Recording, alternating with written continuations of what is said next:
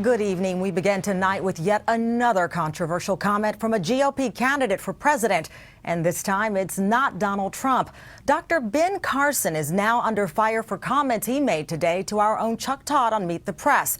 Carson saying he does not believe a Muslim should be president. His remarks now another distraction for the Republican Party. NBC's Hallie Jackson joins us with more. Good evening, Tamarin. Ben Carson's campaign tells me he probably will reach out to members of the Muslim community, as tonight there's new fallout from those comments, with one group calling on Carson to drop out of this race altogether. From a typically soft-spoken candidate, a response making lots of noise today after Ben Carson was asked on Meet the Press whether a president's faith should matter to voters. If it fits within the realm of America and consistent with the Constitution, no problem. So do you believe that Islam is consistent with the Constitution? No, I don't. I do not. I would not advocate that we put a Muslim in charge of this nation. I absolutely would not agree with that.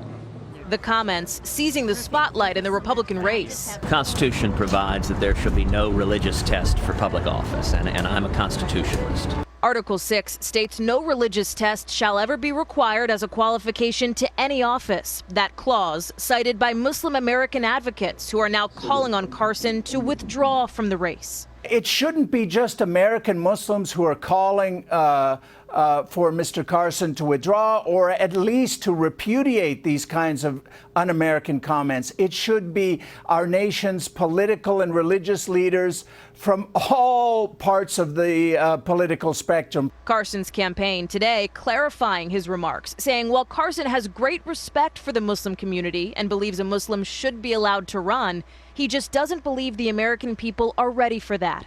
Just last week, Donald Trump didn't denounce a questioner who called Muslims a problem in the U.S. Today, elaborating. I have friends that are Muslims. They're great people, amazing people. But we certainly do have a problem. I mean, you have a problem throughout the world. What's the problem? Well, you have radicals that are doing things. I mean, it wasn't people from Sweden that blew up the World Trade Center, Jake.